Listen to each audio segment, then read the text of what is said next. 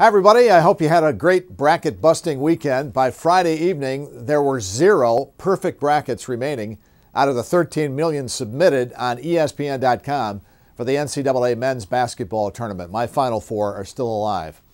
Last week, Albany's own version of March Madness continued with the state budget process. A big step came when the Senate passed its one-house budget. It delivers billions in across-the-board tax cuts, calls for an employee-funded paid leave program that also protects small businesses, and fully funds local schools to help get every student job ready by graduation. I think it does provide a fiscally responsible starting point, and I'm certainly looking forward to working toward a final budget that delivers for our region. The budget process includes joint subcommittee hearings that bring legislators from both houses together to discuss major issues.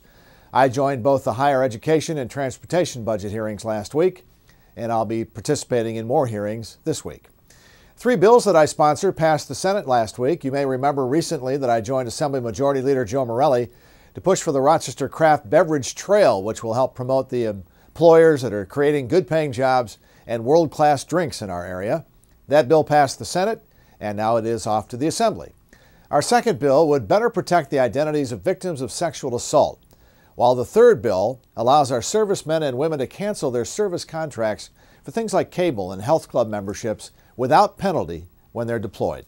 You can learn more about these and all the bills that I sponsor on my website at funke.nysenate.gov and click on the Legislation tab.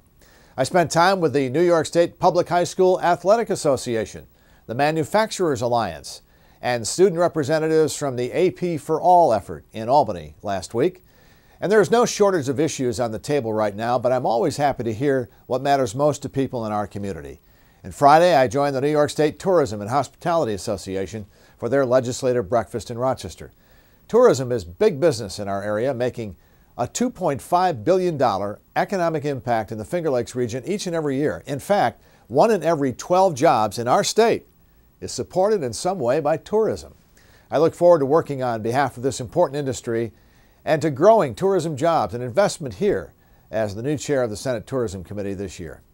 Medicine Supervisor John Moffitt invited me to join the Monroe County Association of Town Supervisors for their monthly meeting. And speaking of partners in government, thanks to Monroe County Executive Cheryl Donalfo for dropping by my Albany office to discuss local priorities last week. And finally, thanks for taking a look at my legislative questionnaire for 2016. It covers important issues like taxes, jobs, education, and public safety, and I always appreciate your feedback. You can either mail it back or fill it out on my website at funke.nysenate.gov. I hope you have a great week. I'm Rich Funke.